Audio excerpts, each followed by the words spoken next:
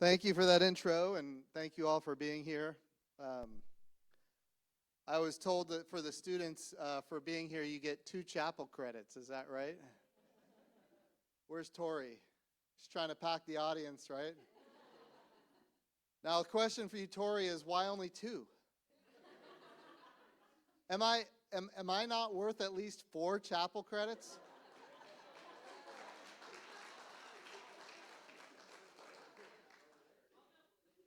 Okay, double it. Double it. 4? 4.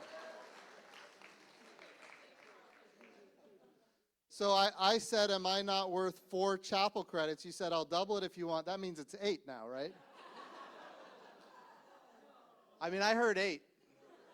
And it's for next semester too, right? Okay. I did the best I could. You got 4. You got 4. You're welcome. You're welcome. All right. Well, thank you for having me. It's good to be here. I'm going to talk for a few minutes about space, quite frankly. So it was correctly identified that I had the opportunity to run NASA for a period of Trump's administration. It was an honor of a lifetime, and I will tell you it wasn't without its challenges. I'm glad that I did it. I came from the House of Representatives. For some of you who might be interested, I know there's at least a few political science majors in here. How did all this come to be? I ran for Congress back in 2012. I served on the Armed Services Committee in the House of Representatives, Strategic Forces Subcommittee, which oversees all of our national security space capabilities. And then I also served on the Science Committee. One of the subcommittees of the Science Committee is the Space Subcommittee, which oversees NASA. And I chaired the Environment Subcommittee, which oversees NOAA, the National Oceanic and Atmospheric Administration. Some of you here in Oklahoma care a lot about weather. And a lot of people don't realize that about 40% of NOAA's budget is space-related activities. So when I was in the House of Representatives, I was working a lot on space activities, so much so that I eventually drafted my own very comprehensive space reform bill called the American Space Renaissance Act. And it touched every committee in Congress. So for the political science majors in here, what does that mean? That means it has no chance of ever becoming law.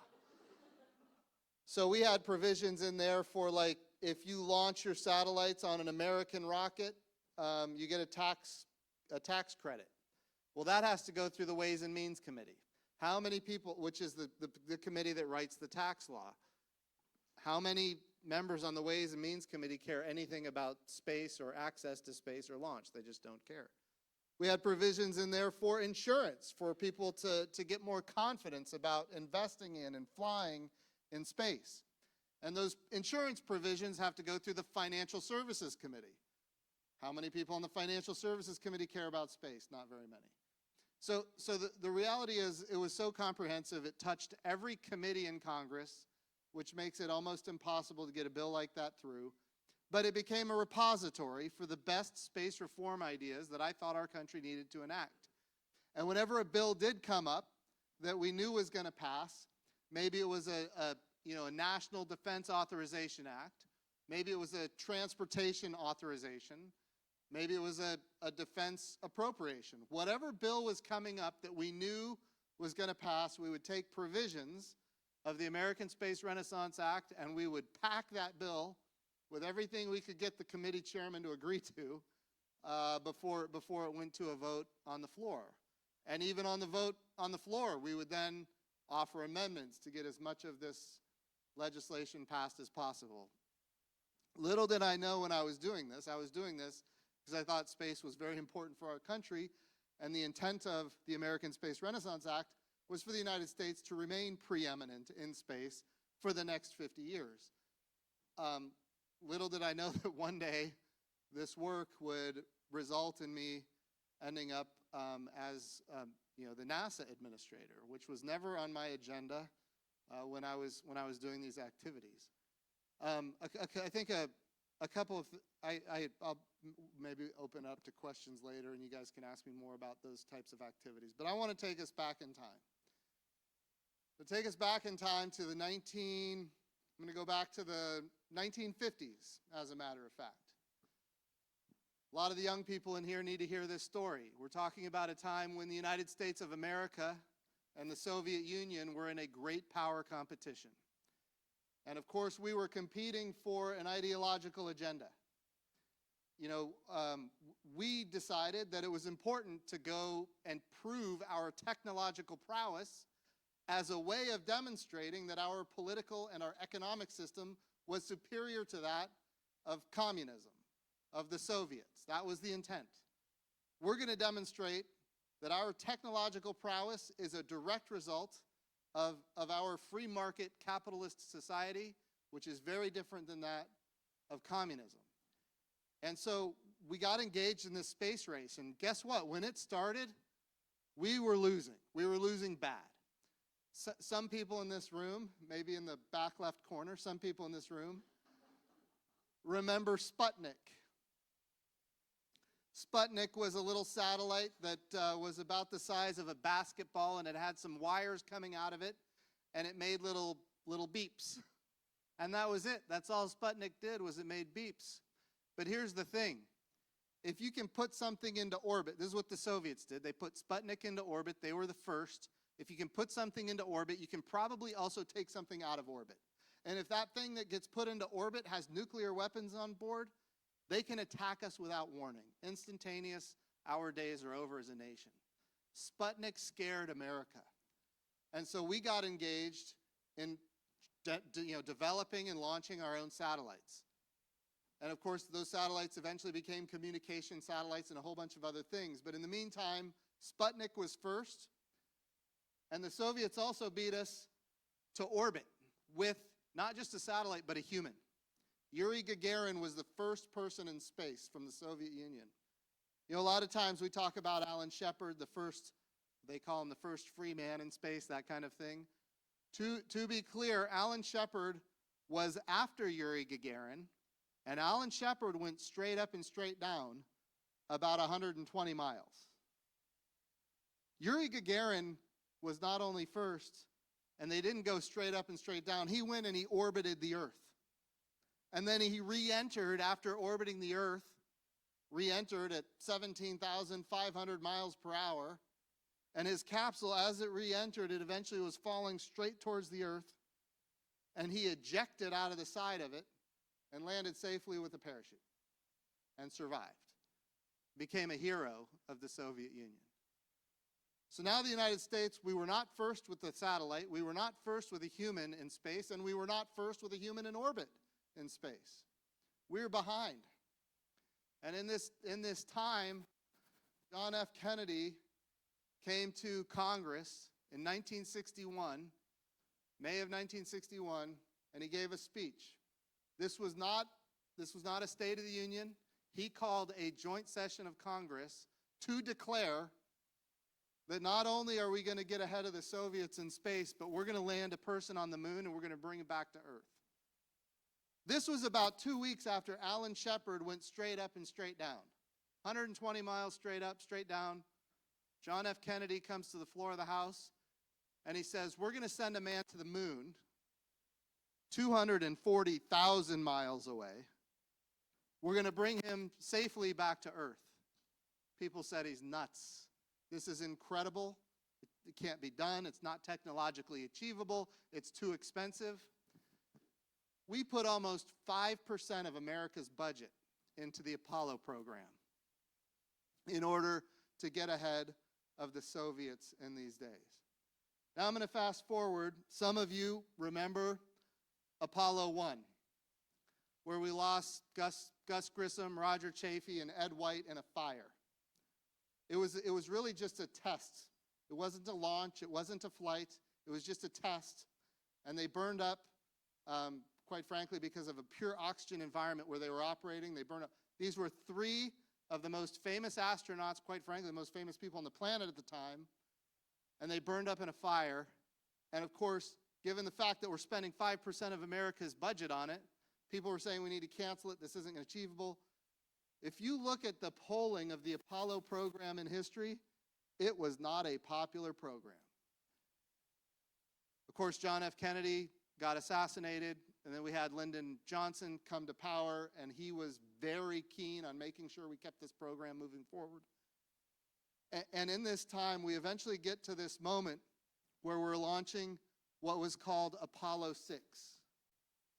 Apollo 6 was the first full test of a Saturn V rocket, the biggest, most powerful rocket ever built in human history. And here in the United States, when we launch things, we make it available for everybody in the world to see. It's on TV. And on Apollo 6, this was an uncrewed mission. Apollo 6, April 1968. Apollo 6 launches the Saturn V rocket. The first stage, April 1968, first stage of the Saturn V rocket, did what we call pogo. It shook so bad, vibrated so hard, that parts of the rocket fell off as people are watching it go into the sky. The second stage of the vehicle, there's 5 engines on the second stage. 2 of the engines didn't even ignite. But it's still going to space. It's just not going to achieve the velocity necessary to test the heat shield, which has to be tested in order to re-enter safely into the atmosphere after traveling super fast. Remember, when they come back from the moon, they're going to be traveling at 35,000 miles per hour. And when you hit the atmosphere, it's like hitting a brick. You've got to figure out, how do we enter the atmosphere very gently, and how do we have a heat shield to protect our astronaut? That heat shield on Apollo 6 could not be tested because 2 of the 5 engines didn't ignite on the second stage, and the first stage shook so bad parts of the rocket fell off. Now we can't test the heat shield on Apollo 6 in April of 1968. And then this vehicle that's in space, there is a single engine on what we call the command and service module. The command and service module is the device that when we do this to the moon, it goes all the way to the moon. And in order to go to the moon, you've got to burn that single engine on the command and service module. You've got to burn it over and over and over again. You've got to burn it to do what we call a translunar injection. And then you've got to change courses on the way to the moon. Then when you get to the moon, you got to slow down. So you have to do what we call a retro burn. Turn around, slow down, make the rocket fire the opposite direction. Then you've got to fall into orbit around the moon. And then you've got to circularize your orbit around the moon. This little engine has to be reignited dozens of times on a flight to the moon. Well, this little engine wouldn't reignite even once on Apollo 6. So this mission was, in fact, a failure. NASA never declared that it was a failure because we were in this great power competition, but it was, in fact, a failure. Apollo 6, April 1968.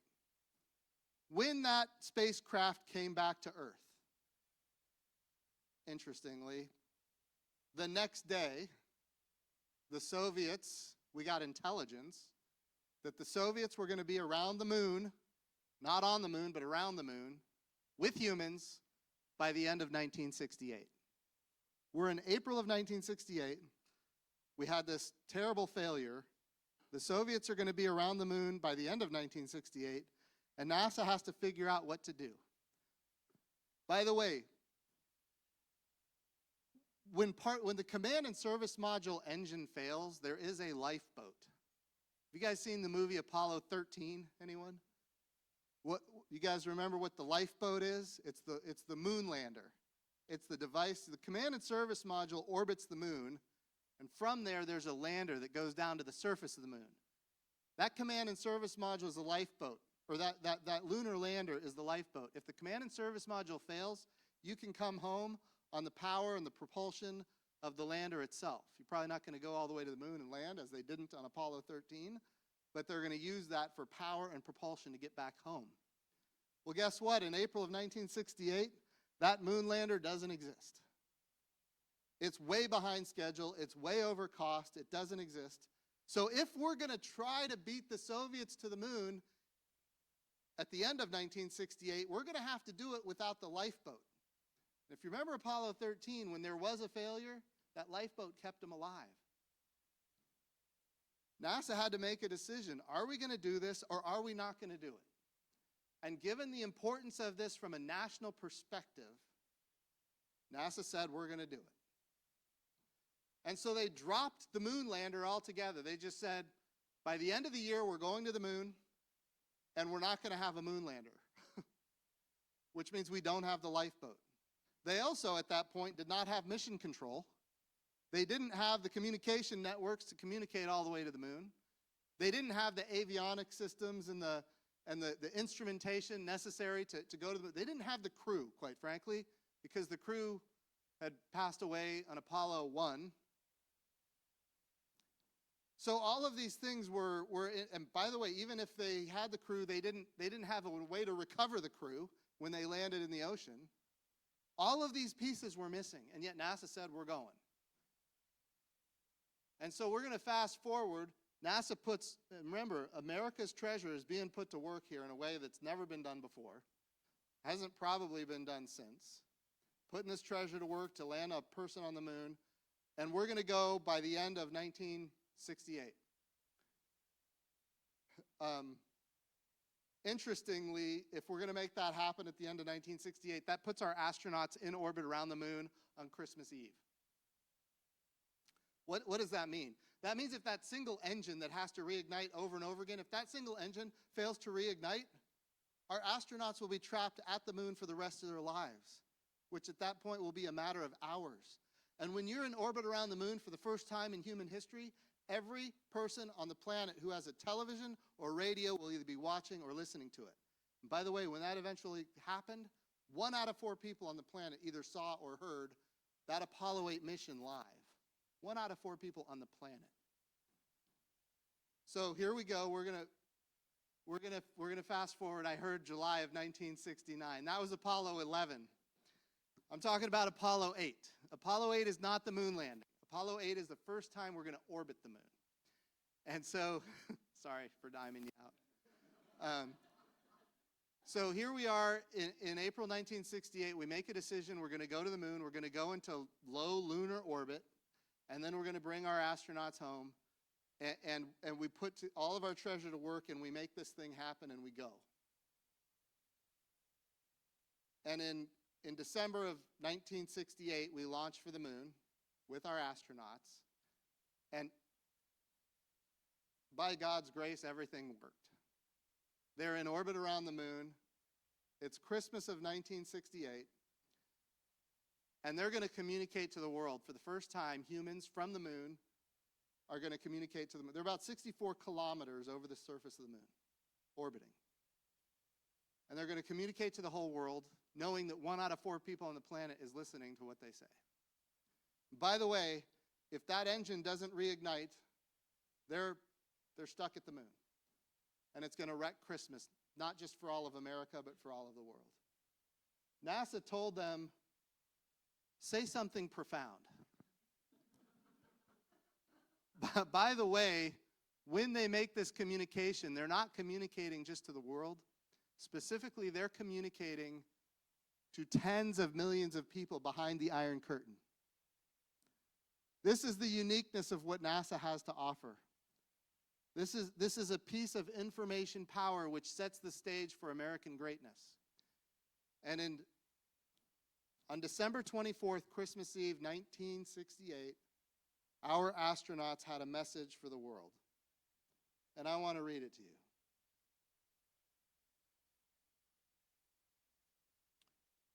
It started off with Bill Anders. He says, "We are now approaching lunar sunrise. And for all the people back on Earth, the crew of Apollo 8 has a message we would like to send to you.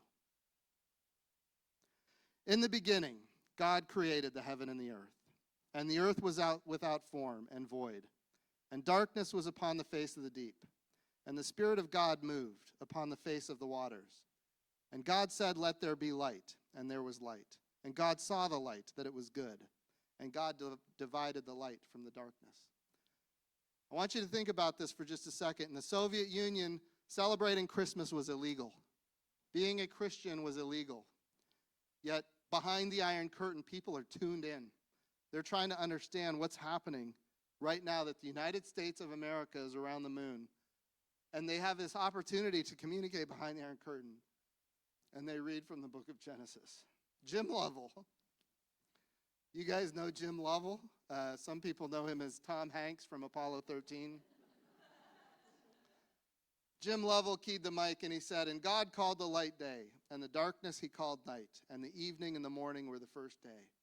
And God said, let there be a firmament in the midst of the waters, and let it divide the waters from the waters. And God made the firmament, and divided the waters which were under the firmament from the waters which were above the firmament. And it was so. And God called the firmament heaven, and the evening and the morning were the second day." Then Frank Borman keyed the mic. "And God said, let the waters under the heaven be gathered together unto one place, and let the dry land appear. And it was so. And God called the dry land earth. And the gathering together of the waters he called these seas.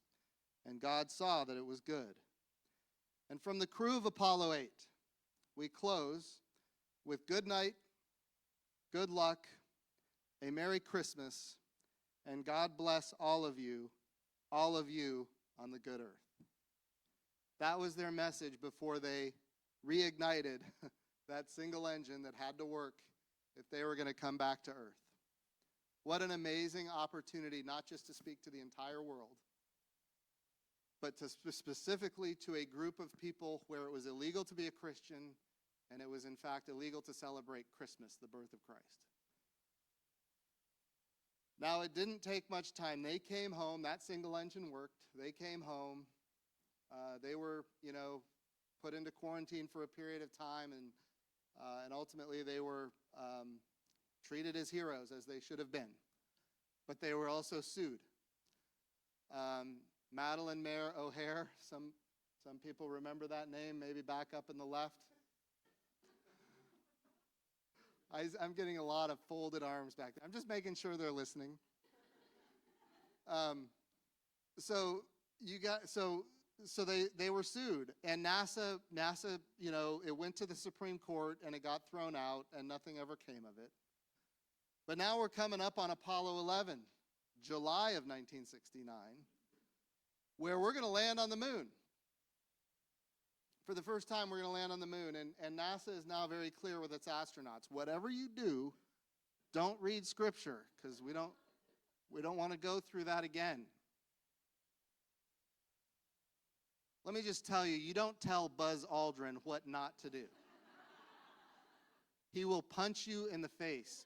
Have you seen the videos of Buzz Aldrin punching people who say that the moon landing was fake?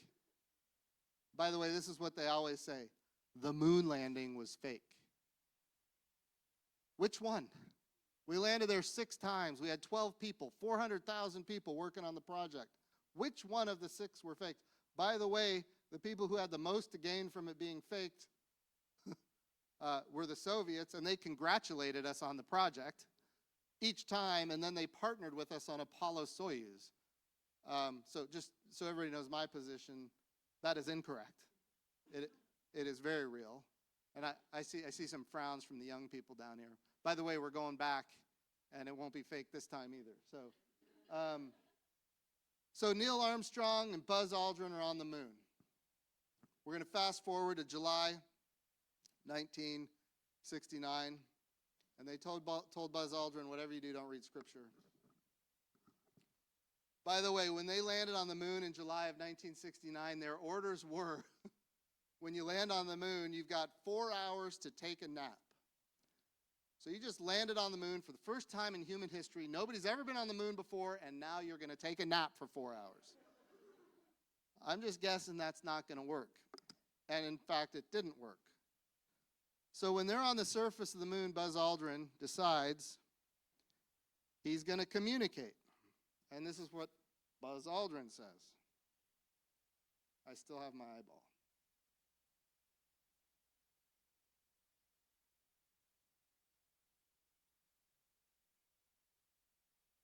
So Buzz Aldrin is on the moon, and he says this.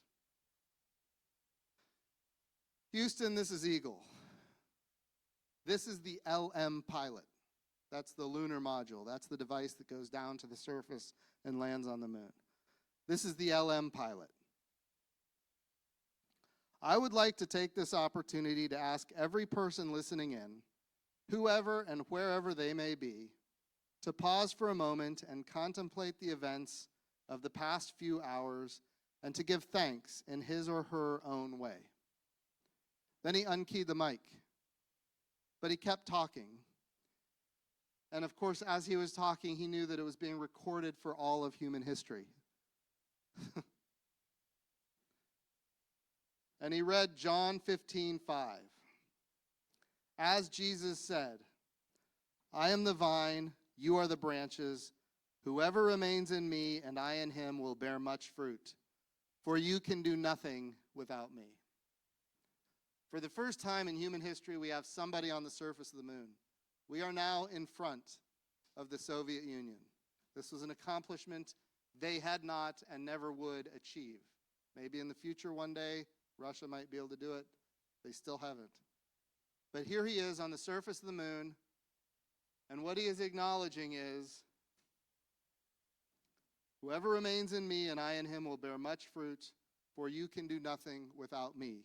A quote from Jesus. He's acknowledging this has nothing to do with me or the 400,000 people. None of this can happen without Jesus. And he reads that scripture. He also has with him a chalice that he fills with wine, and he has bread, and he takes Holy Communion on the surface of the moon for the first time in human history. Acknowledging that it's not his awesomeness that got him to the moon, it's somebody else's awesomeness that got him to the moon. Now they're coming home. They do their number of hours on the moon, and then they leave and they come home. They go back to the command and service module, and then they launch off for Earth. And Buzz Aldrin wants to thank the workforce for all of the work that they did to help him accomplish this task. And in that address, when he's thanking the workforce, he decides to read from Psalm 8, 3-4. Remember, they told him, whatever you do, don't read Scripture. This time, he does it keying the mic. He's about to re-enter Earth's atmosphere at 35,000 miles per hour. I'm just guessing he doesn't care. Psalm 8, 3-4. When I consider thy heavens, the work of thy fingers, the moon and the stars, which thou hast ordained. What is man that thou art mindful of him, and the Son of Man that thou visitest him? When I consider thy heavens, the work of thy fingers, the moon and the stars, which thou hast ordained, what is man that thou art mindful of him, and the Son of Man that thou visitest him? A lot of you are familiar with the James Webb Space Telescope. You raise your hand if you're familiar with the James Webb Space Telescope. This is a device that is looking so far out in space, you're actually looking billions of years back in time. The James Webb Space Telescope can see out in space, 13.7 billion light years. It's a measurement of distance. 13 point. If you think about how fast light travels, like just a mile, it's imperceptible. It travels a mile. Think about how far light travels in 13.7 billion years. That's a tremendous amount of distance that we're able to see. And if you go back to the Hubble Space Telescope, the Hubble Space Telescope gave us the first images of deep space. They call it the deep field view. What they did is they trained the Hubble Space Telescope on a piece of sky, and they let it dwell there for 14 days. Now that piece of sky, think of if you were to hold a penny at arm's length and look at that penny, you'd see Abraham Lincoln's eyeball. Like they're looking at a piece of sky that's the size of Abraham Lincoln's eyeball at arm's length, and they're dwelling there for 14 days. A piece of dark sky where they believe nothing happens to be. There's nothing there. We're just going to dwell right there. 14 days goes by, and in comes thousands and thousands and thousands of points of light. Each of those points of light is not a star. Each of those points of light is a galaxy with, on average, 100 billion stars. A piece of sky the size of Abraham Lincoln's eyeball. We've now done the same thing with the James Webb Space Telescope. Now it's not Abraham Lincoln's eyeball. Think of a piece of sky the size of a grain of sand at arm's length. And training this telescope on that grain of sand for a period of time, and again, thousands and thousands of points of light. New points of light that we've never seen before, each of them not being a star, although there are stars in there from the Milky Way, but each of those points of light that are of interest are not stars. They are, in fact, each a galaxy with hundreds of billions of stars. So we now know that there's hundreds of billions of galaxies, each with 100 billion stars. We think about the immensity of this universe, and I heard this a lot at NASA. People would say, how insignificant are we? How many times did I hear people say, you think about how massive everything, how insignificant are we? I want to read you again what Buzz Aldrin read on his way home from the moon.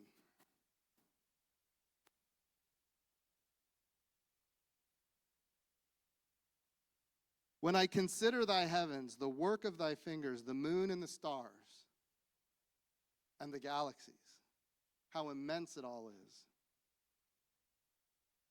which thou hast ordained.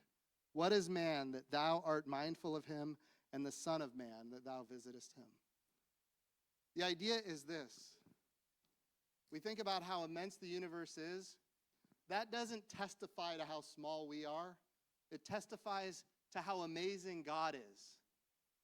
And in all of that magnanimity, all of that massive, amazing power, he still cares about every single person in this room, so much so that he became man, lived life here on earth as a human, without sin, the only person to ever do it, died on a cross to take our sins on him, and of course he rose from the dead and sits at the right hand of God the Father Almighty. That's how much he cares about every person in this room, and the heavens testify to his glory. We are without excuse. Nature testifies to the awesomeness of God. It's in Romans. You can read it. We don't have an excuse. He is amazing. And yet he loves each of us so much that he's willing to do that for any one of us. As though, he did it for all of us, but he would have done it for any one of us individually. I think that's an amazing testimony. And Buzz Aldrin's scripture that he read on the way home, when he was told not to read scripture, every time we learn something in space that blows us away, I go back to that scripture because it testifies to the awesomeness of God and how much, even in spite of that awesomeness, he cares about each one of us individually. So with that, I'm gonna open it up. I was told we could open it up to questions, and you're going to moderate. And do you have a microphone, or do you want to use this one?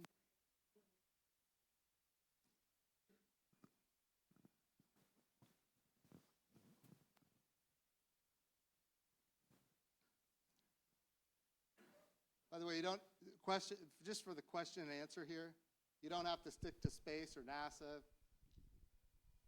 whatever you're interested in.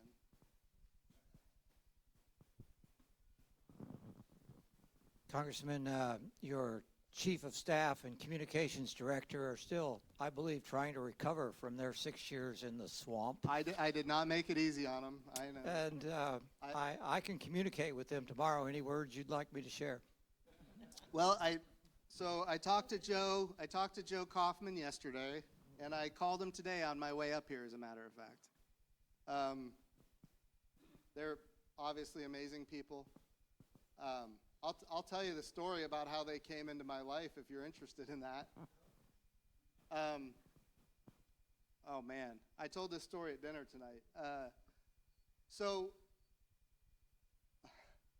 There's a long reason why I ran for Congress, and I can get into that if you're interested. But bottom line is, we were going to do our very first campaign event, and we were going to do it at the Tulsa Fly-In, which interestingly happens in Bartlesville. I don't know how that works, but the Tulsa Fly-In is in Bartlesville. And being a Navy pilot, I thought, you know, what I need to do when I open my campaign, I need to go to the people who are going to be, you know, empathetic with a Navy pilot and want to support a Navy pilot. So the Tulsa Fly-In was the place to do it. And interestingly, we drive all the way up here. By the way, we spent like $500 on a backdrop and some brochures and things. And in those days, $500 was a tremendous amount of money. I had no money. Certainly, you know, it was a conversation with my wife that was pretty challenging. And remember, I'm running against an incumbent Republican congressman as a Republican. And the odds of winning are very slim, so why are you spending $500 on this stuff? So I bought the backdrop, we got some flyers, and we come up here to Bartlesville for the Tulsa Fly-In, and it is pouring down rain. There was a hangar. We had a spot in the hangar. By the way, part of the $500 was just getting access to that hangar. So we got access to the hangar, and pouring down rain. Pilots were flying in, and they couldn't land because the ceiling was too low. I don't know what the instrumentation is like at the field now, but back then the ceiling was sufficiently low. There was no access for the airplane. So nobody showed up. And I had a 1997, a purple 1997 Ford Ranger. And I sat in that Ford Ranger watching the rain come down, and a friend of mine who was helping me on the campaign, Gabe Sherman, and I sat in that purple Ford Ranger, and we prayed. We prayed for one person that would help open up doors here in Bartlesville. And we went into that hangar and we hung out. And here comes Joe Kaufman. And I'll tell you, he's a really smart guy. And he knew politics inside and out. And he challenged me on everything under the sun. I gave him my elevator pitch. I gave him my longer pitch. I gave him everything that I thought he would want to hear as to why he would want to support me to be a congressman. As it turned out, nothing was working. It just wasn't going to work. Basically, he told me, like, you can't win. And he had the numbers, like the odds of beating an incumbent in a primary is just not going to work. Anyway, as I talked to Joe, he eventually said, so like, you can't win. Why are you doing this? I said to him, if I feel called to do it, I can't do anything else. What would you expect me to do? And he said, well, I want to help you. I thought he was working for the opponent based on how he was talking to me. And certainly he did. He and his wife wrote max checks to the campaign, and then they held fundraisers, and they opened up so much of the Bartlesville community to me. He managed the Washington County element of our campaign, and there was a lot that went into that. And I'll tell you, we won Washington County. It was the strongest county that we had by far. And it was driven by Joe and Cheryl Kaufman. And yes, when we won, I punished them by taking them to D.C. with me. Joe was my chief of staff. Cheryl was my communications director. And yes, they are recovering. Remember, when you run as a Republican, Democrats don't like you by nature of just running. Then you're running against an incumbent Republican, so at least half the Republicans, a lot more than half the Republicans don't like you because you're trying to take out somebody that they supported in the past. And yet Joe and Cheryl were willing to step up to the plate and just keep grinding through with us. And we got through it, and we ended up winning, and it was the night before the election, my wife and I were praying that given how damaging it is to run for office and what people say about you, and whether it's the rumor mill or just flat out TV ads that lie about you, after all of that, we were praying that, look, God, we're just looking for 30%, because if we had no money for polling. So if we could just get 30%, we'll look legitimate, and I'll be able to find another job in Tulsa. Like that was our prayer. That was our prayer. Boy, were we wrong. We ended up getting 54% and won. And I will tell you, Joe and Cheryl Kaufman, that prayer in that car was answered with them. So, Jim? and by the way, you guys up there were the people that they opened the door to. So,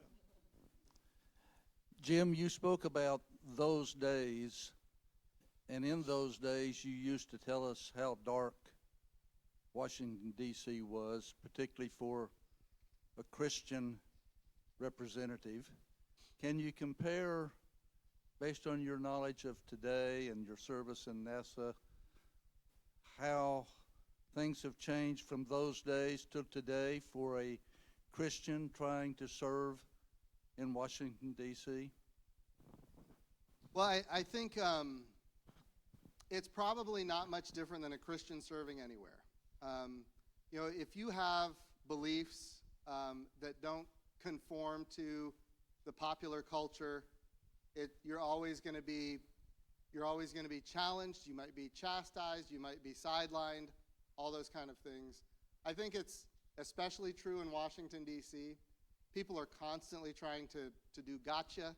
They're constantly trying to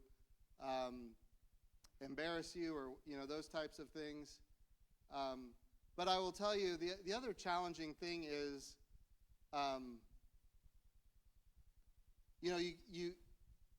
there are harsh realities that you have to deal with in politics, where you're just not going to get something done, no matter what. And yet, is the good better than the bad? And those are the really difficult things. And you have to have a line. You have to have a line that you're not willing to cross. And if you don't have that line going in, I'll tell you, that line just keeps moving and moving and moving until you look at Washington and the Republicans look like the Democrats. There's really just not a lot of difference between them. They're doing omnibus spending packages. They're doing continuing resolutions. They're funding things that are antithetical to our beliefs. And Republicans are the ones that are giving it the thumbs up. And then the worst part is, when you put it out on social media why you voted no, then they get mad at you. And it's really hard. I mean, I had a number of members of Congress come to me and say, "We're okay if you vote no, just don't tell people in public why you did." Like, I'm not going to name names because I think that would be inappropriate, but I had a number of members of Congress get mad at me because I shared why I voted no. And I would always do it on Facebook. I would put it on, if there was a vote why I voted no and I was different than everybody else, I would say why, and then I'm the bad guy. It's tough. It is a tough environment. But I had a lot of freedom in the sense that I wasn't trying to climb the ladder and become a chairman of anything. And that was the game plan from day one. When I announced I was running for Congress, I said I'm going to serve 3 terms and not a day longer. That guarantees, and by the way, I said I'm not guaranteeing I'm going to serve 3 terms. I might be out in 2 or 1. But when you have that type of term limit, and you know you're not trying to climb a ladder, and you're not going to chair a committee 20 years from now, and you don't have to play the game, you've got a lot of freedom, especially when you have a constituency that supports you. And I had that. And it gave us a lot of freedom to do what I think were the right votes, even though we were on the losing end a lot of times. By the way, I know that you're now represented by Josh Burkeen. Amazing guy. I couldn't speak higher about another member of Congress. He is as good as they come. So I feel really good about your new representation.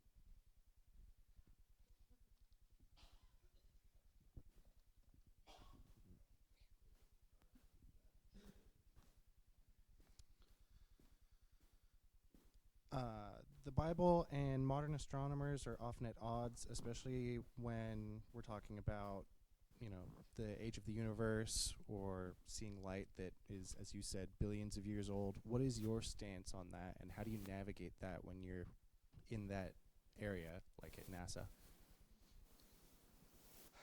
So, man, this is going to be controversial, which is why you asked the question. And I'll tell you, number one, I don't believe science in any way contradicts the story in Genesis. I think they are perfectly aligned, and I will tell you this: if a scientist tells you that that it couldn't have possibly happened that way, they are not taking into account the time-space continuum. They're intentionally neglecting a big chunk of the scientific and historical understanding of how time and space work. And I think that if somebody tells you that it is as it is written, one day is only one day, they also are not taking into account the time-space continuum. And look, I'm going to tell you, I was not there, so I don't know. But I will also tell you that I believe the Bible. And I will also tell you, that's my starting point, but I will also tell you that when you look at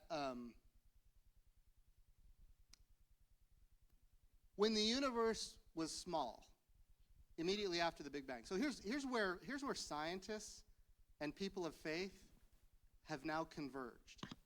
We all now believe that at one point there was nothing, and then all at once something happened and it all came into being. We're all in agreement on that. That wasn't the case in the 1950s or the 1940s. But given what we've learned about how bodies in the universe are moving away from a point in space, we now understand that everything goes back to a single point. And if that is in fact the case, then we know that the universe is growing today as the universe was growing billions of years ago. And so if the universe immediately after the Big Bang is small, time is flying by. I mean, it's moving fast.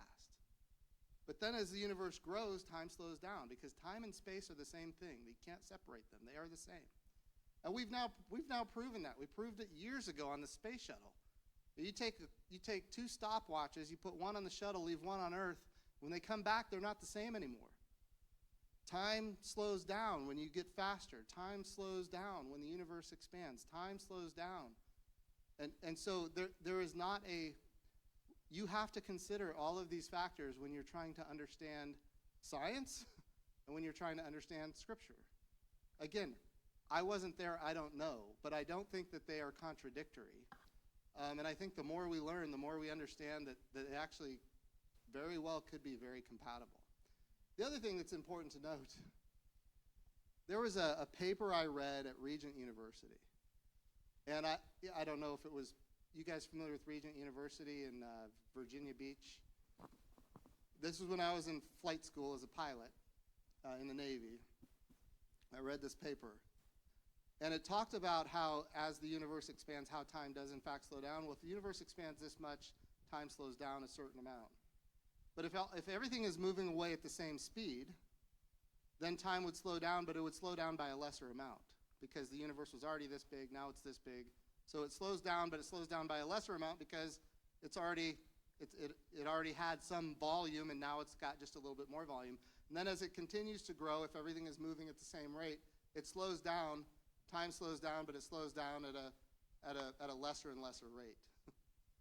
It's way deep. I'm not the right guy to ask this of. I'm just kind of trying to refresh my own memory of this paper that I read. But anyway, they talked about how what was 4 billion years could appear as though it was, what was one day could appear as though it was 4 billion years. And then the next day would have been 2 billion years, and the next day would have been 1 billion years, the next day would have been 500 million years. And they lined it up with the story of Genesis. I'm not saying that's the way it worked. I don't know. I wasn't there. Again, I'm going to keep saying that. But it was an interesting perspective on that. But I do start with the fact that I do believe the Bible is true. So. First of all, I love that answer. Thank you very much for that. Sorry for long-winded. No, I thought it was great. I love science, so that was very entertaining for me. Okay. But on to my question. As you went through your campaign and your career, what was one verse that stuck with you through the whole thing? What was one verse that you leaned on? My career? Oh my goodness. There's one in particular Look, before I ran for office, I was a Navy pilot. And I was a Navy pilot, and I joined in 1998, and I left in 2007 active duty. I stayed as a reservist. That means I was there at the beginning of the wars in Afghanistan and the war in Iraq, both of them. And there's a lot going on in those days. And I would refer myself to Romans 13, that the governing authorities bear not the sword in vain. They are ministers of God, agents of wrath to execute judgment on the evildoer. But Romans continues and says you shouldn't be afraid of the government if you're doing what's right. And, you know, when we're prosecuting a war and really bad things are happening, things that you don't want to be a part of, that you never dreamed you'd ever be a part of, like I joined the Navy after the Cold War was over. We were in the middle of a peace dividend. I didn't foresee these things happening. But I relied on that scripture a lot in those days. I would also say, on the political front, everybody's trying to play gotcha. And they'll play gotcha with this town hall right now if I ever run for office again. But Jesus said, I send you as a sheep into a den of wolves. Be as innocent as a dove, yet as shrewd as a serpent. And I think as Christians, we have to really take that on board. Like, we have to really take that on board. Being innocent as a dove is not easy. Being shrewd as a serpent, also not easy. And yet, when we're sheep in a den of wolves, we have to be there, and that's hard. So I would say I relied on that a lot too. Yeah.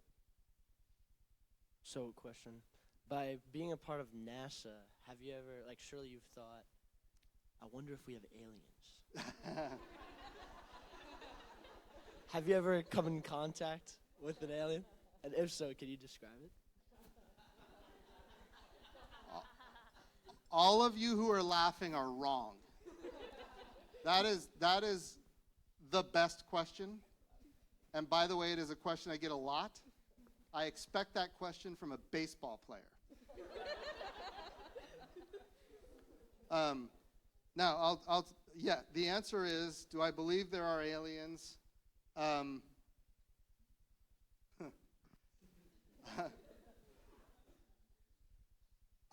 give you the scenario that is 100% accurate and true, which is this.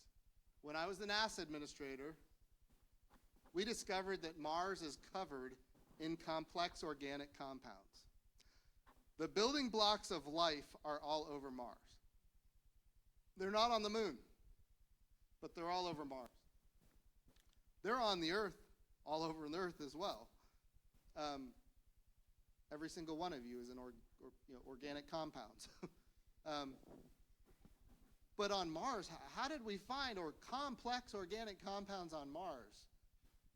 That's a significant discovery. It doesn't mean that there's life, but it raises the probability that there could be life on another world. That's number one. Number two, we found that the methane cycles of Mars match the seasons of Mars. That doesn't guarantee that there's life on Mars, but again, the probability went up again. It could be geological in nature, but it also could be an indicator of life. And some scientists that I've talked to have seen plumes and said, plumes this big are not likely geological. That's, again, I am not saying that we've discovered life on another world, because if I say that, it makes headlines. What I am saying is the probability continues to go up. Number three, we discovered liquid water 12 kilometers under the surface of Mars. We knew that Mars had an ice cap. Now we know it has liquid water 12 kilometers under the surface. What do we know about liquid water on Earth? Wherever it is, there's life. It doesn't matter if it's a raindrop or a teardrop. Think of the smallest speck of water, there's life in there. Is that true on Mars? I don't know, but we need to go find out. So those three discoveries happened on my watch at NASA. I'm not taking credit for it, but that's when they happened. Now you back that up for a second, and you look at what we already knew about Mars. Mars was 2/3 covered in an ocean. We've got rovers in river deltas on Mars right now. They're dry today, but the northern hemisphere of Mars was 2/3 covered in ocean. We've got river deltas that are going into that ocean. We've got a rover in there right now. It's caching samples of dirt so that we can make assessments as to whether or not there was ever life there. And then you say, look, if there was an ocean in the northern hemisphere and there was flowing water and there's rivers that are dry now, you say, how could there have been water on Mars? Well, it must have had a magnetosphere that protected it from the radiation of deep space. So as a planet is young, it has a molten core, but as it outgasses and it cools, that core becomes solid. We have a molten core. Earth has a molten core, which means we have a magnetosphere. So all of those subatomic charged particles coming from the sun, the radiation coming from the sun, they hit the Earth and they go around the Earth and then they go on. And we get to live here safely from the radiation, not just of the sun, but also radiation of deep space. Well, if Mars had an ocean and rivers and a water cycle, then it also had a magnetosphere, which means it had a molten core. And if it had an ocean and a magnetosphere, it also had a thick atmosphere, just like we have a thick atmosphere. You add all those things up and you say Mars was at one time in its history habitable, about 4 billion years ago, 3.5 billion, depending on who you talk to. Mars was habitable at one point in its history. Could there be something there today left over from those days, maybe living 12 kilometers under the surface in the water? I don't know. But the probability keeps going up. And again, I'm not saying anything lives there today, and I'm not saying anything ever did live there, but it was at one time very much like Earth. And if life can live here, maybe it could have lived there too. So the probability keeps going up. We look at moons of Jupiter. One that I'm really intrigued by is Europa. Think of a moon like our moon, about the same size, except the whole thing is water. It's an ocean planet. The whole thing is ocean. And not only is it all ocean, but it's covered in an ice shell because it's so far from the sun. What does that mean? Whatever is in that ocean underneath that ice shell is protected from the radiation of space. So the scientists that I talk to say the probability of finding life there is probably as high as any place in our own solar system. And by the way, we're now using telescopes to watch plumes of liquid water be spewed out of that ice shell. There's big, craters in that ice shell, and pure water is coming straight out of that now. And we're seeing it. We got pictures of it. It's beautiful. That's Europa. We have other planets like Enceladus and Titan, where there's organic fluids, complex fluids on the surface. Fluids that look like it's like oil laying on the surface of the planet. Well, oil comes from organic material. Again, I'm not saying that that's how that happened. I don't know. But what I'm saying is it would be pretty amazing that we think about this one star in our galaxy of 100 billion stars, and we think about all of the opportunities for life that exist around this one star and the opportunity of life here on this particular planet. You got 100 billion stars in our own galaxy, and then, like I said, when you look at the grain of sand at arm's length, and you see thousands and thousands of points of light, each of which is a galaxy, each with 100 billion stars, we're talking about hundreds of billions of galaxies, each with hundreds of billions of stars. It becomes pretty unimaginable to think that this is the only place where life could exist. So, again, I don't know, I can't say, but the probability is really high, and it's really high at the planet closest to Earth, which indicates you think about all the other opportunities out there. Here's what I think is important for everybody in this audience. If a discovery is made of life on another world, it will forever add chapters to history books and science books. We think about the greatness of the Apollo program and Neil Armstrong and Buzz Aldrin. Like, that is the greatness we want people to think of the United States of America and our partners and allies. When that discovery is made, it ought to be by us and our partners and allies, because it will set the stage for how the world sees the great powers that exist today on the planet. China has its sight. It has its sight set on making those discoveries ahead of us. And I'll be honest, I don't think we've got our act together on it. We just canceled the Mars sample return. We've cached all these samples on Mars. Now we canceled it. I'm not saying that's necessarily a bad thing. It's going to open up other opportunities for commercial. So commercial companies are going to go get samples now. It's a whole other conversation on commercial space if you want to talk about that. But, does that answer your question? It's a non-answer.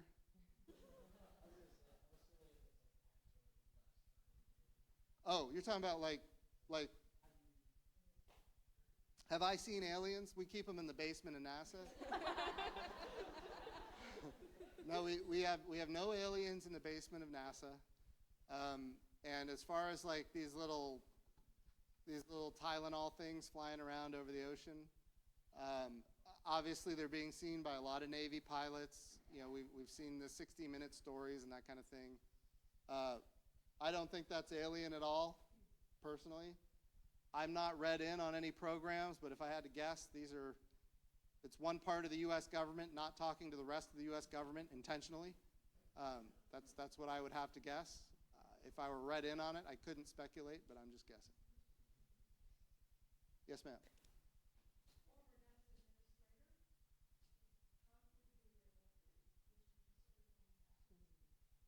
I get that question a lot these days. Look, it's hard because remember, I graduated from college and I joined the Navy. And then after I was in the Navy, I ran for Congress. And then after I was in Congress, I served at NASA. And a lot of people think you go to Congress and you get rich. Some people do. I didn't. I don't know how that works, but some people do that. People don't realize you spend a lot of money when you're in Congress. I made good money. It was the best money I'd ever made up until that point in my life. But you do spend a lot of money. And no, you don't get your paycheck for the rest of your life. You don't get your health care for the rest of your life. When you leave, I had the same federal employee retirement plan as every other federal employee, anybody who works for the government. I had the same plan. So I'll get a check, when I'm 65 or whatever the number is. And they'll probably raise it a couple of times between now and then. So I'm not really, quite frankly, counting on it. So for the first time, I'm almost 50 years old. For the first time, I'm actually starting to make enough money where I can see myself paying for my children to go to college. And I've got one going to college next year, and then I've got one 2 years behind that and one 4 years behind that. It's really hard for me to convince my wife that I need to go back and work in Washington, D.C. right now. I'm not saying that won't happen one day down the road, although I don't know that I'd ever be able to convince my wife. I'd have to do it against her will, probably. So I'll just tell you, I've had phone calls from people that are part of, putting together plans and ideas and concepts, and I've been clear. I'm happy to help. Like when the election is over, if you want my input and advice, I'll be there. But I don't want to get involved in all that ahead of time, and I'm certainly not going to presuppose that I would be selected for anything, and I certainly don't want to commit that I would do it if I was. So, non-answer again. So how about that? As an incoming congressman who's conservative and Christian, what was your biggest challenge you had to overcome? As I was coming in the door, it was eye-opening. Like one of my first votes, everything is a gimmick.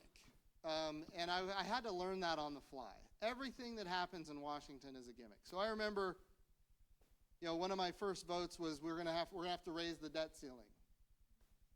Because if we don't raise the debt ceiling, it's gonna bring calamity upon the earth and all this kind of stuff. And nobody wants to raise the debt ceiling because it's terribly unpopular back at home. But you got to do it. And so I went on the Republican retreat, and there was this big thing about, we're going to create this thing, and it's going to be called No Budget, No Pay. And if they don't pass a budget, we don't get paid. And And I'm like, well, that sounds pretty good, but I think it's a violation of at least one of the amendments in the Constitution. You can't change a member of Congress's pay in the middle of a term. That's an amendment. I don't remember, I think 25 or something, whatever it was. It's been a long time since. But the whole thing was they were never really interested in no budget, no pay, because if you looked at how it was written, the House passes a budget, we all get paid, but it doesn't match the Senate budget. The Senate never passes a budget. They all get paid. We passed a bill called No Budget, No Pay, and we passed a budget for the House, and we all get paid, but we never had a national budget. Everybody got paid. It was a gimmick. But what did they do? They tied that bill to the debt ceiling increase.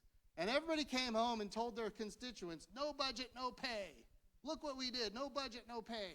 And everybody's constituents were like, okay, great, no budget, no pay. And watching all those people say no budget, no pay, and I remember thinking, this is a debt ceiling increase.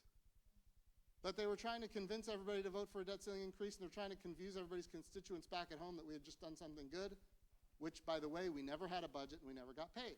Or we never had a budget and we always got paid.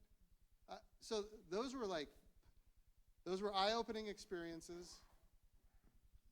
What else was there? Like omnibus spending packages. We were passing appropriation bills one at a time. There's 12 of them. You do them in a row. You pass them one at a time. Defense appropriations, Homeland Security, energy and water, housing and urban development, transportation, and you've got all of these bills that you do in order. And they're open amendments. You can go to the floor, you can ask for amendments, you can increase spending, you can decrease spending.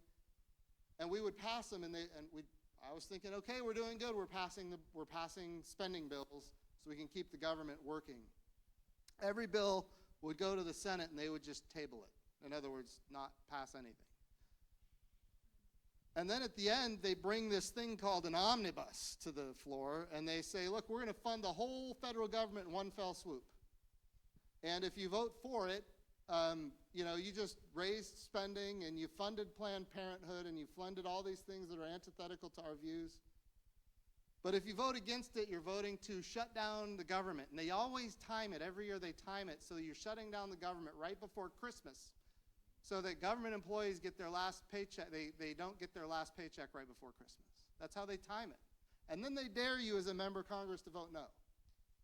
And if you're the only one in your delegation that does it, then you're the one that's the oddball out, and I voted no. And I would try to do everything I could to communicate why I voted no, because this is not the right way to govern the country. And by the way, I mentioned that this was Republicans passing in the House, and it was Harry Reid in the Senate tabling it. It doesn't matter who's in the House and who's in the Senate. It doesn't matter who's in charge. Every year it's the same. Every year, no matter who's in charge. And guess what? Republican, Democrat president, they all spend more money than the president before them. Like, the system is fundamentally broken. And I think that was it was hard for me to accept and realize that, and know that if I just stick to my principles, I'm going to be voting no on everything. And then it's a tough environment.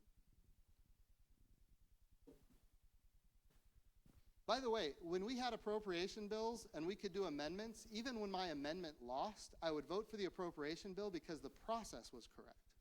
Does that make sense?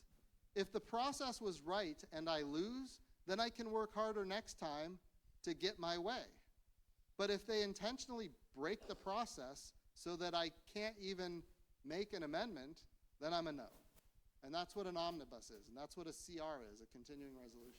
They roll it all together, and they say, we're going to fund next year like last year, except we're going to increase a whole bunch of money over on these projects, and we're going to put it all, and if you vote no, you're shutting down the government right before Christmas. It's a terrible process. But we're going to do it again this year, just like we did it last year. It's been going on even before I got to Congress. Sorry for the depressing story here. I have a question, actually.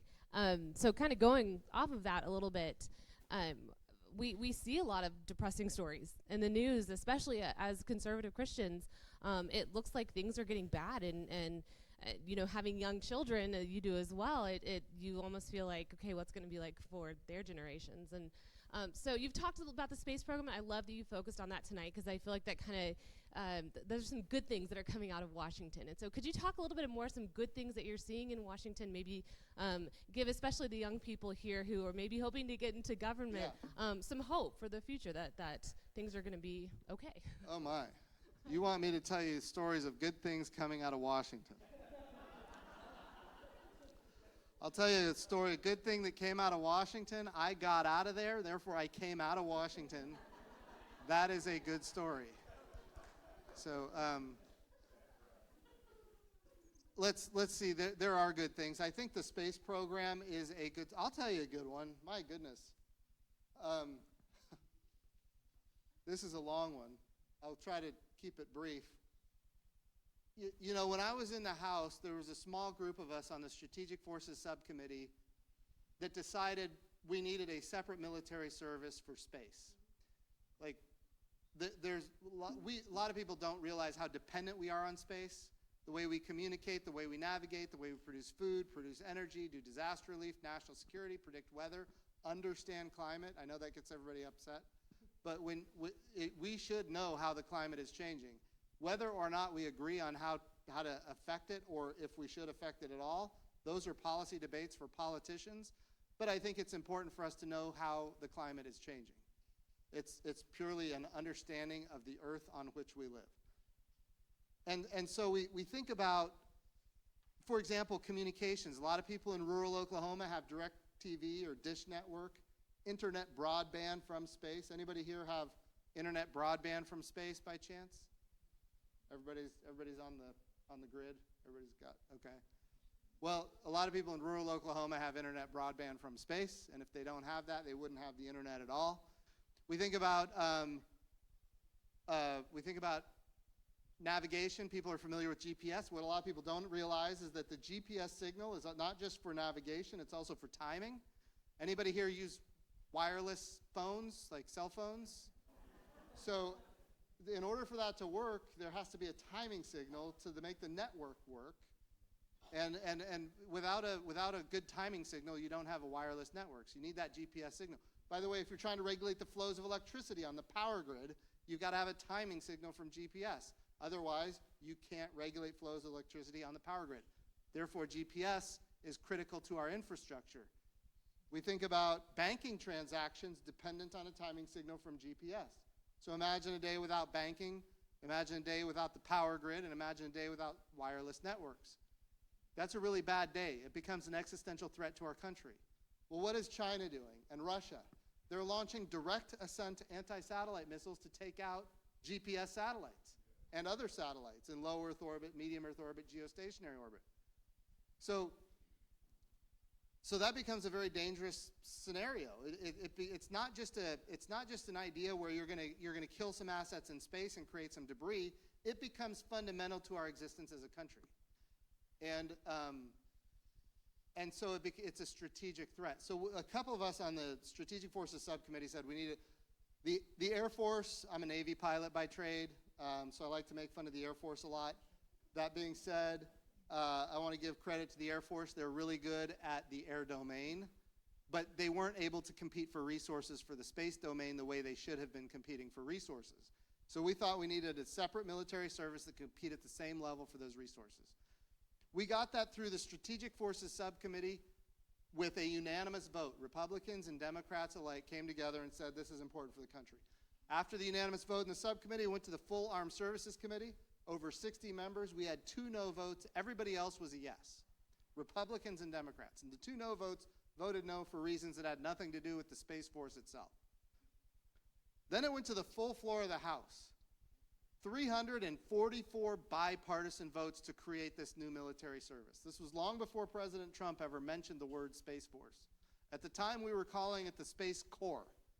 Why? Because you'd still report to the Secretary of the Air Force, even though it was a separate military service, just like the Marine Corps reports to the Secretary of the Navy. That was the intent. Now, at the end of that, we got it passed in the House, 344 bipartisan votes. You don't see votes like that on pieces of legislation that significant ever. And yeah, we got it done. It went to the Senate, and of course, like all things do, it died in the Senate. They don't get anything done over there. They like to talk a lot. And so when it died in the Senate, it kind of went away for a while until until I got nominated and confirmed for the NASA job. And one of the first things Joe Kaufman and I did, we went over and visited with President Trump in the White House. And in that conversation, the president was like, "Well, you support the Space Force, right?" And I said, "Well, you know, the legislation is called the Space Corps," and I was explaining to him how it reports to the Air Force. He's like, no. We are never going to sell the Space Corps to the public. It has to be the Space Force. It sounds cooler. And I don't know if he used the word cooler, but it was something like that. Like, if you want to get this sold to the public, it's got to be the Space Force. And so I went back to my NASA headquarters, and I called Mike Rogers, who is chairman of the Subcommittee on Strategic Forces in the House. And I said, Mike, he's from Alabama. I said, Mike, just left the meeting with the president. He's all on board with the Space Corps, except you got to change the name. Like, you got to change the name. Other than that, it's good. And he was like, oh, we can do that. That's easy. So then the president started talking about, and by the way, Mike Rogers and the president had many conversations about it and going back and forth. The president started talking about it in public. And then all of a sudden, all those Democrats that were for it, they're now against it. And all the late night comics are talking about us attacking Mars and all these other things and how funny it is, like there's no need for a Space Force. And they just tried to derail it. Now, to the president's credit, one thing that the Democrats were interested in those days, they were very interested in paid family leave.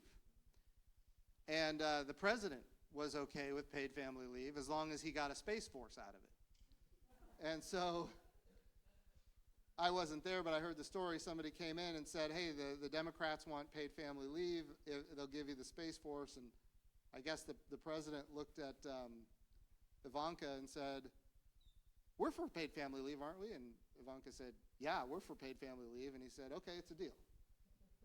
Now, I wasn't there for that one. I just heard that secondhand. But anyway, that's the next thing you know, we're the same people who were railing against the Space Force are now voting for it because they got paid family leave out of it. So that's a good news story. We got a Space Force. I will tell you the bad news is that China, Russia, they're still launching direct ascent anti-satellite missiles to take out our satellites. They've still got co-orbital anti-satellite capabilities where one satellite can take out another satellite. They're still proliferating technologies like jamming and spoofing and dazzling, which is confusing satellites with directed energy, hacking, all these things. But we now have the ability to defend in space. Here's the biggest risk to this whole space thing. Imagine China takes Taiwan. Remember, when we use space as a military service, it's all about intelligence, surveillance, and reconnaissance. We're getting high-resolution motion picture images. We're shipping them around the world with communication networks. It's about collecting signals from different assets in theater. So we're using it for missile warning. We're using it, of course, for GPS, for precision-guided munitions, timing to create that single integrated air picture so we can prosecute a war. We use space to project power. We did it in Afghanistan. We did it in Iraq. It is critically important to how we fight and win wars. Our greatest competitors on the globe have watched us do that. And they are countering it really hard. Here's the problem. When they counter that capability, let's say China does in fact invade Taiwan, which I think everybody widely accepts will happen eventually. When that scenario happens, China is going to, in order to prevent us from engaging, they're going to have to make us deaf, dumb, and blind. They're going to have to shoot things down in space, including GPS. That goes from a tactical regional war to a very strategic scenario. When we don't have banking in the United States, when we don't have the power grid, when we don't have wireless networks, what was tactical and regional is now strategic in nature and very dangerous. That's why a Space Force is necessary. We need to proliferate our assets in space. We have to complicate the targeting solution for the enemy. We need thousands of satellites in low Earth orbit so they can shoot them down, and it won't make any difference. Our architecture, our network will work regardless. That is, of course, avoiding first mover advantage. They can shoot things down, it won't make any difference. Today, if they shoot things down, it makes a big difference. But as we proliferate, which is what the Space Force is doing, with assets in orbit, they're not going to be able to make that difference. So that's a big thing. Second thing is, we've got to make sure that we're actually doing something that we've never talked about before as a nation, but it is now being talked about. Counter space. We have to do counter space operations. What does that mean? That means if they're going to attack our assets in space, we have to be able to fight back in space. That's why we created the Space Force. We have to be able to protect our assets. So I will tell you where we see all of these divisions, and we look at budgets, and we look at omnibus spend. There's a lot of darkness, as was identified, a lot of challenges that are difficult to deal with. But on the space side of things, we are exploring. Oh, there's so much to say on the exploration side of things. But not only are we exploring, we're also in a much better position from a national security and defense perspective, so that we can maintain our tactical and strategic edge. Yes, ma'am.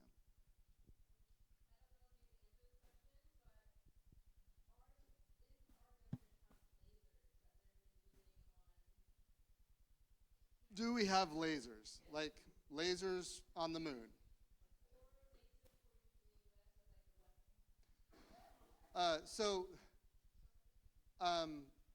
There are some things we can talk about, some things we can't talk about. I think what you're probably talking about is directed energy weapons. I will tell you, directed energy weapons are the right approach. So one of the big challenges that we face right now are threats from hypersonic vehicles. If an object can fly at Mach 6 and it can maneuver with a high-speed weave and target an object, it's a very dangerous scenario. You got to be able to knock it out of the sky. The only and the best way to do that is with directed energy, because you can't outrun the speed of light. So that's an important capability that we need to develop. I will also tell you, and I'm not going to get into anything about where we are and those kinds of things, but we use lasers all the time for laser-guided munitions, laser-guided bombs. We need to continue doing more as it relates to directed energy to fight, win, and prosecute wars. There's a lot more to be done. I'll leave it at that. Yes, sir.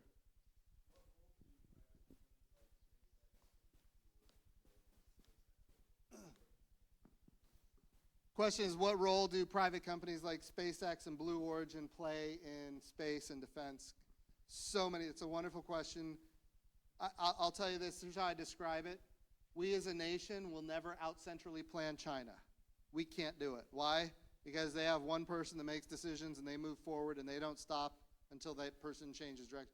Here in the United States, we've got one administration that switches over to the next administration and cancels their projects and starts their own, and then the next administration cancels the previous projects. And that's why we're not on the moon now. It's also why we're not on Mars at this point. We have whimsical budgets of politicians that crush us. On top of the whimsical budgets of politicians, we also have legacy programs that members of Congress and senators protect in their home districts. Even though it's 1980s technology, we're going to build $2 billion worth of this thing because I want to make sure my constituents get to keep their jobs. And so we're going to build that, whatever it is. I'm not going to name names, but I will tell you that's how it works. We can't out-centrally plan China because of our governance structure.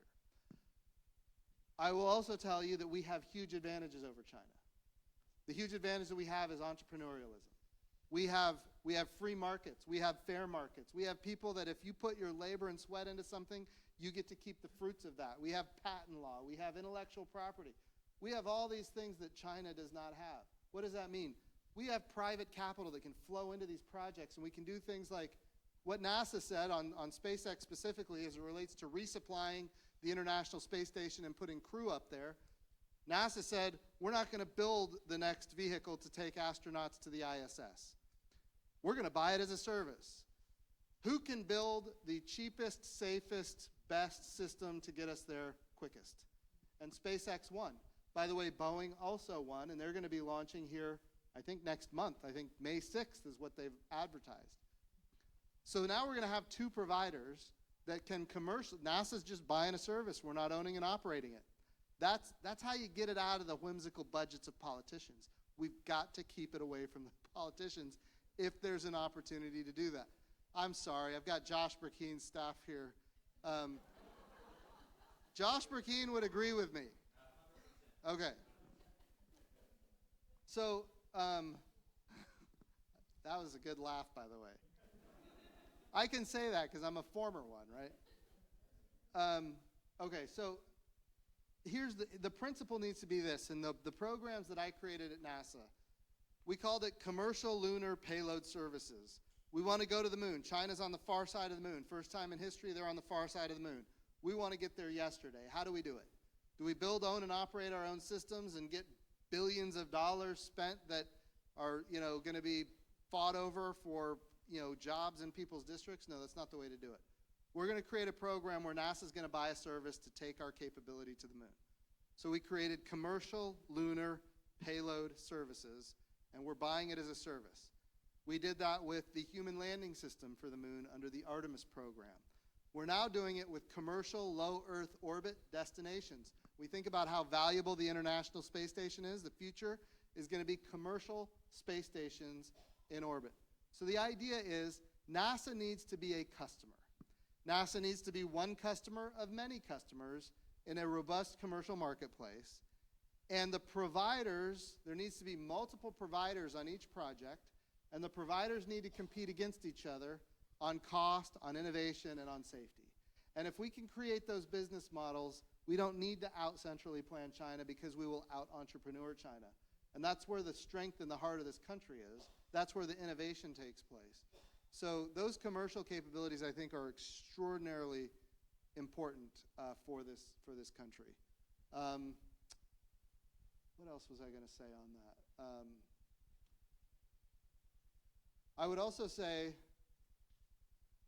I'll leave it at that. Yes, sir.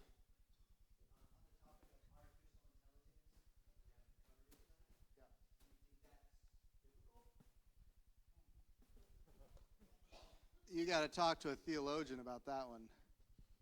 Where's we had the pastor here. Where is the pastor? Do I think artificial intelligence is biblical? Well, it seems to be happening, so it's definitely real. I don't know how to answer that.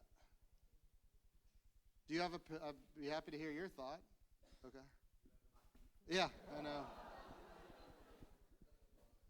Yeah, I think that's probably something for somebody smarter than me.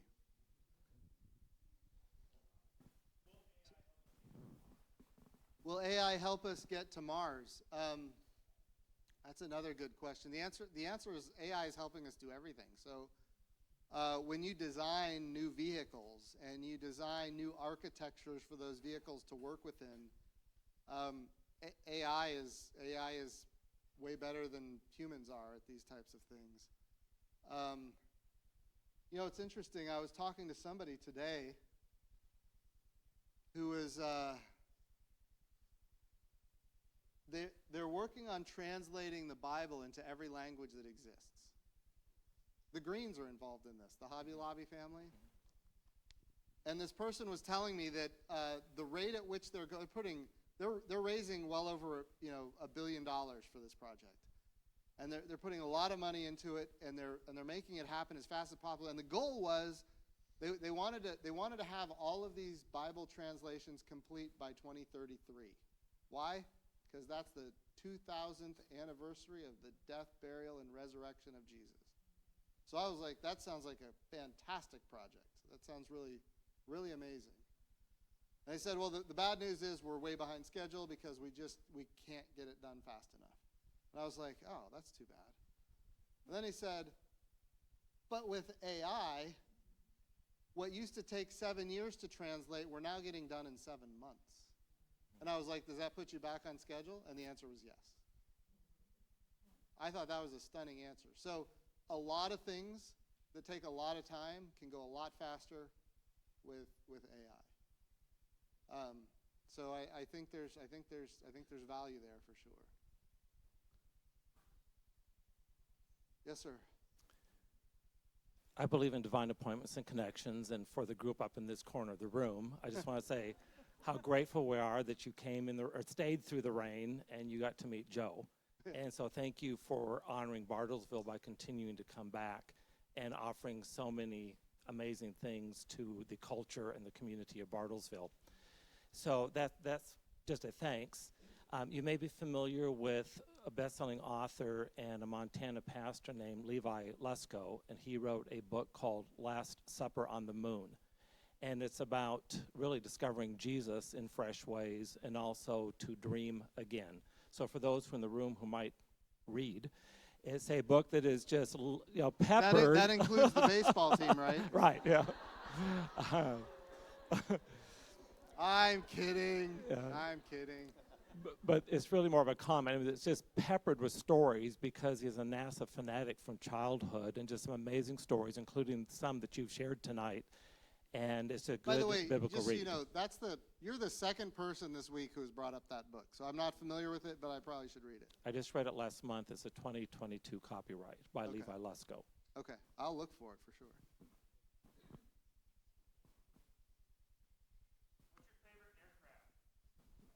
Oh, my favorite aircraft.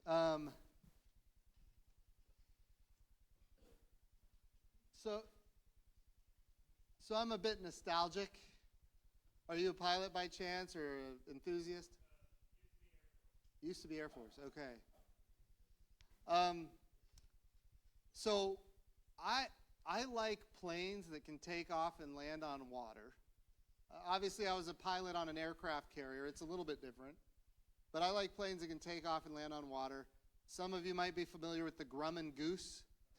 This was a radial engine aircraft, 2 engines, high wing, and the hull, basically the fuselage of the aircraft was the hull of a boat. So it was a flying boat. And I think it's kind of like it's probably one of the cheapest ways I could get into that type of aircraft one day. But at this point, I don't think I'll ever be able to afford it, quite frankly. But I love the airplane. It's really cool. The throttles are up here. It's got a yoke. I like the yoke. I'm an E2 Hawkeye pilot before I flew F-18s, so I like the yoke. I'm going to go with the Grumman Goose. Yes, ma'am. A Grumman Goose? So think of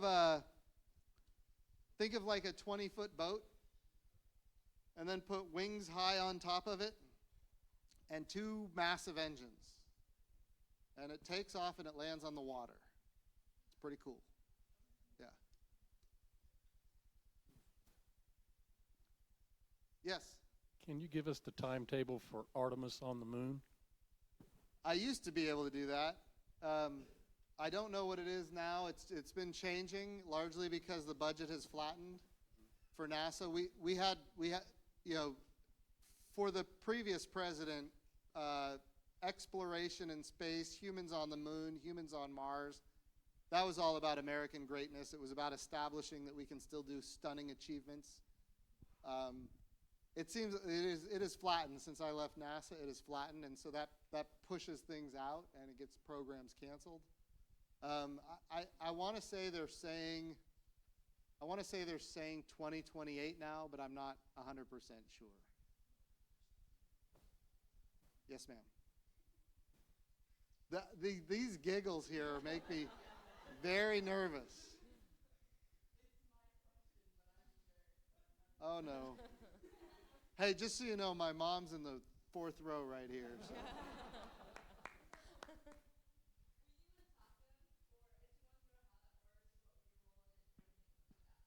Was I in Top Gun, and what was my role in it? So I was an E2 Hawkeye pilot by trade. The answer is yes. I did participate in Top Gun. I was an E-2 Hawkeye pilot by trade. And we were doing a mission in Afghanistan and Iraq called Airborne Battlefield Command and Control. It was a mission that we weren't terribly trained on. We weren't trained that much. We were really designed as a, I don't know, bears over the horizon, air-to-air engagement, command and control platform. That was the E-2 Hawkeye. Where we found ourselves in the wars in Iraq and Afghanistan was troops on the ground marching towards Baghdad. They're coming up against the enemy. We've got to get bombs on target so our troops can keep moving forward. In order to do that, we have to know what the threat is. Is it a tank? Is it an armored personnel carrier? Maybe it's just people on the ground. What is the threat that is in close contact with our own troops? And then we've got to do a weapon-to-target pairing exercise. What weapons are in the sky that we can get on those targets? What are the guidance systems? If you have something that moves, you don't want to drop a GPS-guided weapon because GPS coordinates don't move. Tanks do move. Therefore, you have to have a laser-guided weapon. So you not only have to have the right bomb, meaning 500-pound, 1,000-pound, 2,000-pound, and then different types of, the way they explode. You have to have the right bomb for the right target, but then you also have the right weight for the right target, the right guidance system for the right target. So we got to do that weapon-to-target pairing exercise inside the Hawkeye. Then once we've identified that, we've got to figure out what is their fuel state, because if they go down low to start dropping ordnance, they're going to be low on gas. Do they have enough gas? Do they need front-side tanking? Can we get them to the target and get them tanking on the backside? So then we've got to orchestrate the tanker plan for these planes that are going into these targets. I'm going way into deep here. But at the end of the day, this whole mission is called Airborne Battlefield Command and Control, and it's run by the E-2 Hawkeye.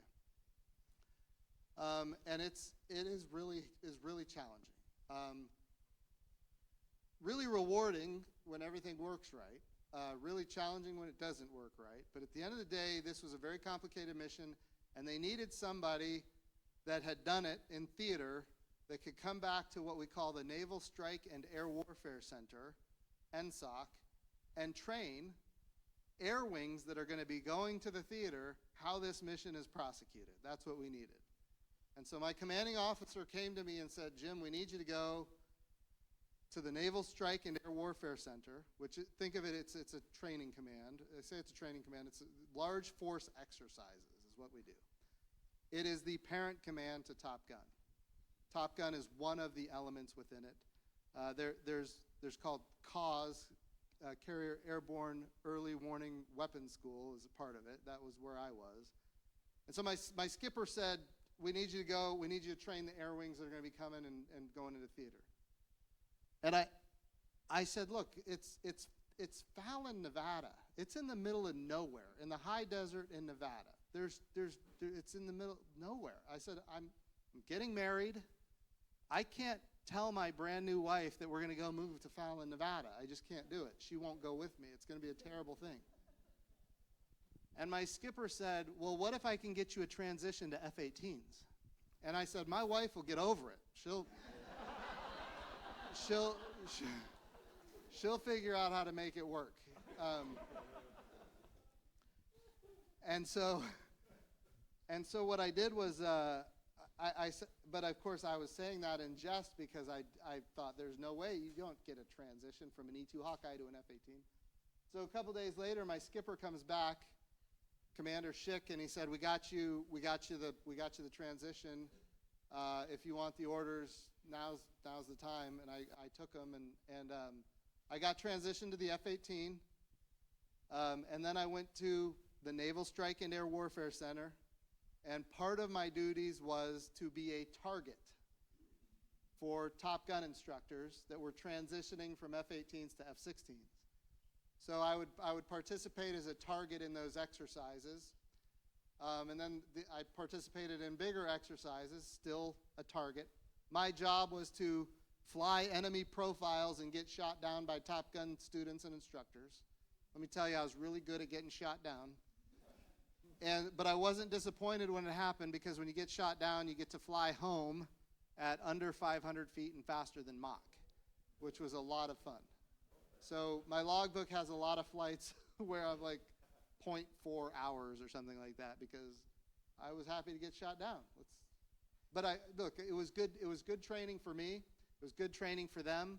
I got to fly F-18s and I got to learn a whole lot really fast, and it was a lot of fun. So I'm not a Top Gun pilot. I didn't go through the school, but I got to fly with them and I got to do exercises with them, and they got to shoot me down a lot.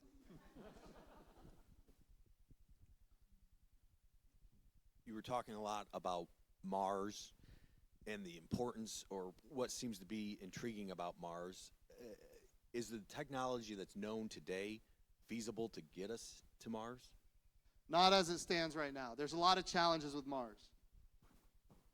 It can be done, and it needs to be done, and we got to be first. I want to be really clear. It's absolutely possible. The challenge with Mars, Earth and Mars are on the same side of the sun once every 26 months. That means if you take a 9-month journey to land on Mars, you better be willing to stay there for a couple of years until you get aligned again, then you can come home. So not only do you have to take 9 months to get there, you also have to be able to live there. And generally to live there, you're going to have to use the resources of Mars to live and work.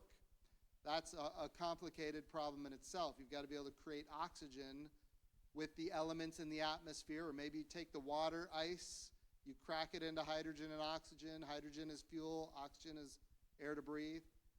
So there's ways to do it, and it can be done. You can do it with carbon dioxide in the atmosphere, for that matter. You figure out how to get the oxygen there.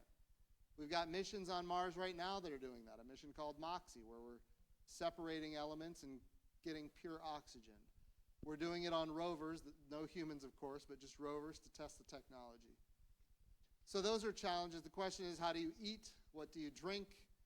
By the way, when you go to Mars, you're going to be in microgravity for 9 months, which is really hard on the body. And when our astronauts come back from space after being in microgravity for 9 months, they can't stand, they can't keep their balance. Some of them are really sick for months.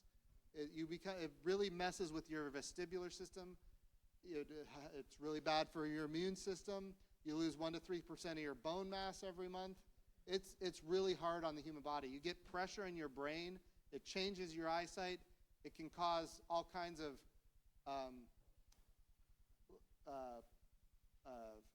blood clots. And blood clots here on Earth end up in your legs generally. In space, they end up all over. Very dangerous.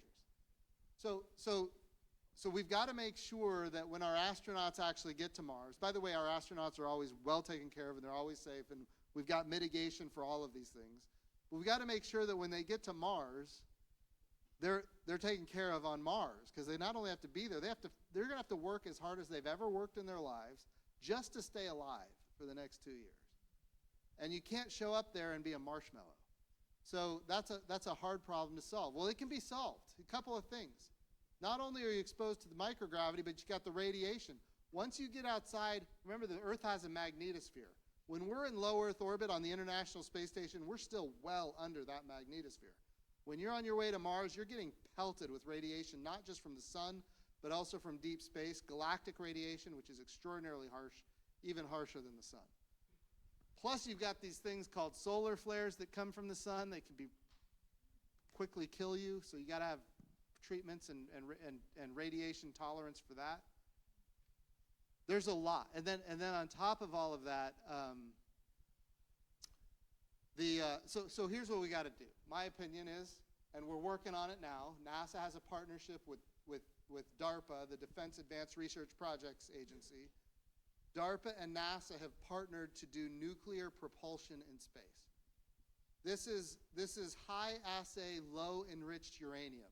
It is not weapons grade. It can't be used for weapons grade, but it can sure move you fast through space. And that's what we need. And we need that not just, quite frankly, not just to get to Mars faster. So if you can get to Mars in 45 days, it significantly reduces the amount of dose you are exposed to in radiation. It significantly reduces the amount of time you're spending in microgravity. So 45 days is really what we got to be shooting for. The other thing you can do with nuclear is once you're there, you don't have to wait 2 years. You can now do what we call an opposition class return, which means we're not aligned on the same side of the sun. We can fly around the sun, and we can still get back to Earth. Now, it's crazy to think about, but it's possible with nuclear propulsion. Now, right now, we're focused on nuclear chemical, which is the beginning. That gets you a speed that can be probably 3 times faster than we can get with traditional chemical propulsion. Maybe 2 to 3 times. It's really good, but it's not good enough. If we want to explore the rest of the solar system, we need to get away from nuclear propulsion, nuclear thermal propulsion. We need to move on to nuclear electric. What is nuclear electric? Nuclear electric says we're going to take subatomic charged particles like electrons, and we're going to accelerate them with a very, very powerful magnet that is so powerful. Remember, if it's a negatively charged electron, you can create a negatively charged magnet. You can push that electron so fast that it gets to a portion of the speed of light. And if you can do that with, billions or trillions of electrons, whatever the number is, remember, force equals mass times acceleration. That has not changed, right? So if your mass is low, like an electron, your acceleration has to be super high to get the thrust. What do you got to do to get that acceleration? You need nuclear electric propulsion. The value of nuclear electric compared to nuclear thermal is that in nuclear electric, your thrust is coming from charged particles, subatomic charged particles like electrons. What does that mean? That means you can hold those electrons with magnets so that they never touch the skin of your aircraft or your spacecraft. What that means is that you don't have a material science problem. The problem that we have with nuclear thermal, the reason we're limited to 2 to 3 times as fast as we can go with chemical, is because the skin of your spacecraft will melt down. That won't happen with electric because you can hold it so that the material never touches the side of your spacecraft at all, which means we can actually accelerate it even faster and further than we can with nuclear thermal. So there's mitigation efforts that need to be invested in. I think nuclear propulsion is the top way to go about it. I think it's faster than that. I think so remember, it's also a partnership with DARPA. Remember all these assets that we have in space, and we've talked about missiles that come off the Earth and hit them, and we talked about co-orbital anti-satellite satellites. There's another threat in space, which is objects that are beyond they're in cislunar space or beyond geostationary orbit. And basically what I'm saying is we could be attacked from above.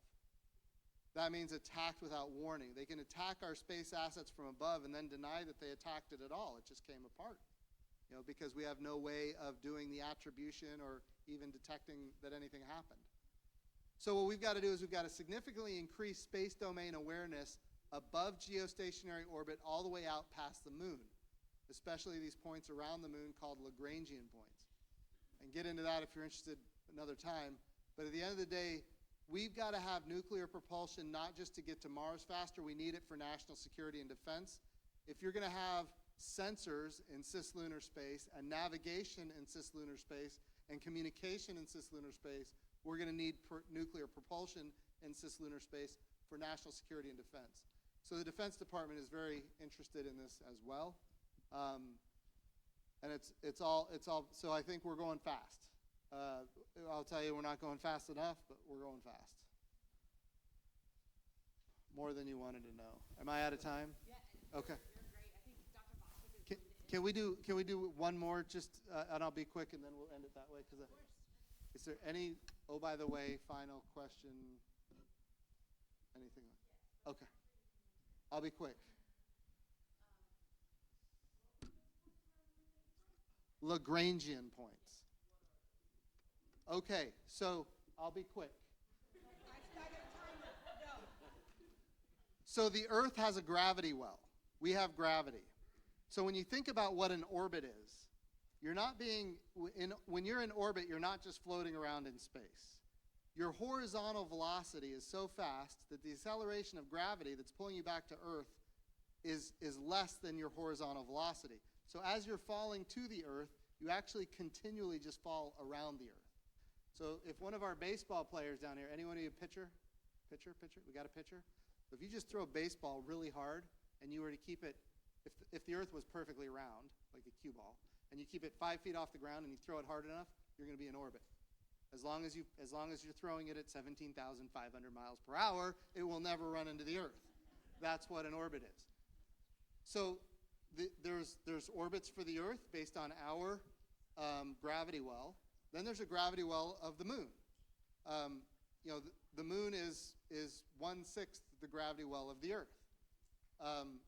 So you've got orbits around the moon. Now there's this thing where you've got these points in space where you're affected by both the gravity well of the Earth and the gravity well of the moon. Those are called Lagrangian points. And around those points, you can orbit for long periods of time without burning any fuel. Or you'll have to burn some fuel, but not much. So those think of those, when you think about the national security of our country, and we think about being attacked from above, those are very scary. We have seen in the past, China has parked at the L2 Lagrangian point, which is on the other side of the moon. They turned off their satellite. We thought it was dead. Years later, they turn it back on. They fly way out into deep space. They fly in formation with an asteroid, and then they come back. That's where the story ends. Now, I don't think that's where the story ends, but that's where the story ends if you don't need to know. And so, but the bottom line is this: if they can do those types of activities, they can attack from above. I want to be clear. We are not saying that is their intent. We are saying that is a capability. And so capability is not intent, but if they have that capability, we have to be able to mitigate against that capability. So those Lagrangian points, we have to think about those, the balanced points between the Earth and the moon's gravity well. There's 5 of them. You can go look them up. But we have to think of those Lagrangian points the way we think about the Strait of Hormuz. The Strait of Hormuz, that's the access point to the Persian Gulf. That's where the world's energy flows through the Persian Gulf. If the United States Navy is not defending the Strait of Hormuz, the world's worst actors will control it, and by doing that, they'll control the energy of the world. We can't let that happen. Think about the Strait of Malacca, the access from the Pacific Ocean over to the Indian Ocean. Again, we have to control that, not because we want to own it, but because we believe in freedom and free markets. There are people who would like to shut that down and control it. That's why we have a United States Navy. When we think about those choke points, that is the future in space. Those choke points are, in fact, the Lagrangian points in space, which is why we need a space force so we can defend that. And those are really way out in deep space, which is why we need nuclear propulsion in space. We also need communication, navigation, and sensors. We need space domain awareness in a way that the enemy can't do anything without us knowing about it well in advance. All right. Thank you. Will you all help me thank our speaker one more time?